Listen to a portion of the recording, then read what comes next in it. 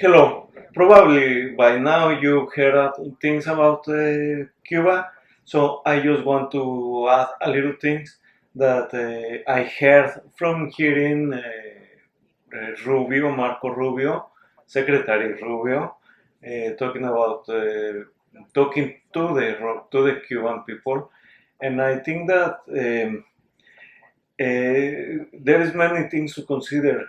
The main thing to consider is that he is making a call to action for the Cuban people to to peaceful to peaceful consider their leadership and realize that their leadership is in a wrong path and that it's fair that the people change the path of action. That's part of the geopolitics, but this is a game already played, so that's the reason. Yeah, but anyways, I have to talk about it because it's my civic duty. So, so what I want to talk about is that the plan is already made. There is a Caribbean Union that Marco Rubio was visiting like a month or 2 months ago.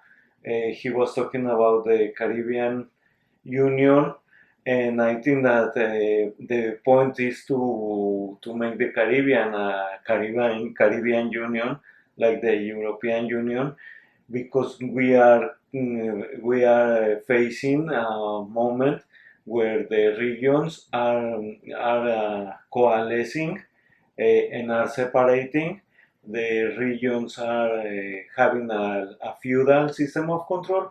We are going into age where the countries are useless because the internet killed the territory.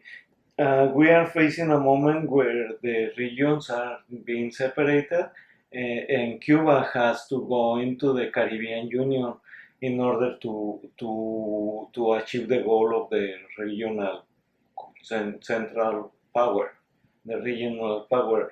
And the place that Cuba has to be is on the Caribbean, because there is going to be the South American region of control, North American region of control, the Caribbean, which is going to be the Central America and the Caribbean, is going to be one region of control. So America is going to have three regions of control, each with its own independent economic traits.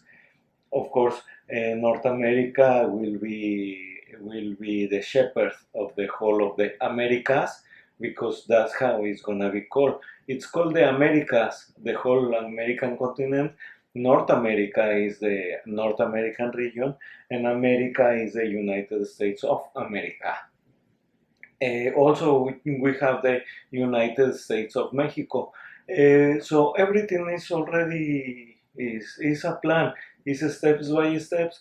We are witnessing a soap opera in which every day there is a new chapter and everything gasps at the situation. But when the situation already happened, it's because the game is already done. So you need to think of the next game. And the point of view that I have is from up top. Is from, I don't think that nobody has my point of view, because my point of view goes on geopolitics. Is fictitious, of course, but it goes up to 10,000 years, according to the predictions that I have seen in the universe, of course. So I've been explaining about geopolitics since the 1500, when the Georgia Pope inaugurated the new world. That's when geopolitics started. But it goes back to the Romans and other empires that also wanted to had the dream of uniting Europe. And that's the reason the European Union building looks like the Babel Tower, because it's something unfinished. It's a way to achieve the goal, but it's still unfinished. So now we are going into geopolitics with in the present, which I did in another video, and then I'm trying to make a video of the geopolitics of the future in which I do not know about if the space is real, but there is predictions on geopolitics in the future up to 10,000 years, which I will be giving later, not today, because we are talking about Cuba. So, Marco Rubio offered $100 million to the people in Cuba to take the deal. El presidente Trump ofrece una nueva relación entre Estados Unidos y Cuba, pero tiene que ser directamente con ustedes, el pueblo cubano, no con Gaesa. Primero estamos ofreciendo $100 millones en alimentos y medicinas para ustedes, el pueblo, pero tiene que ser distribuido directamente al pueblo cubano por la Iglesia Católica o otros grupos caritativos de confianza, no robados por Gaesa para que lo vendan en sus tiendas.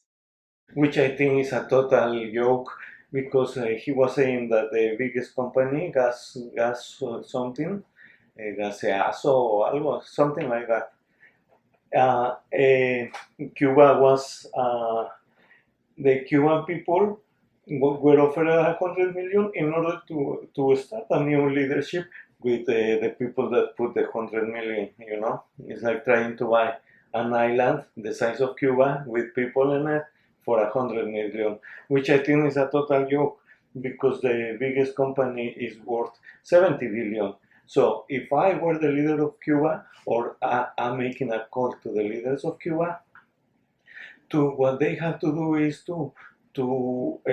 the people of Cuba need to rise from the lowest parts of the people on the ground, the people with nothing. They have to get up and choose a person like them, a person of the same level, and that person has to be the guardian of the companies, and the companies can be used with shares towards the people. Estos empresarios tienen $18 mil millones en activos y controlan el 70% de la economía de Cuba. And Cuba has 10 million people.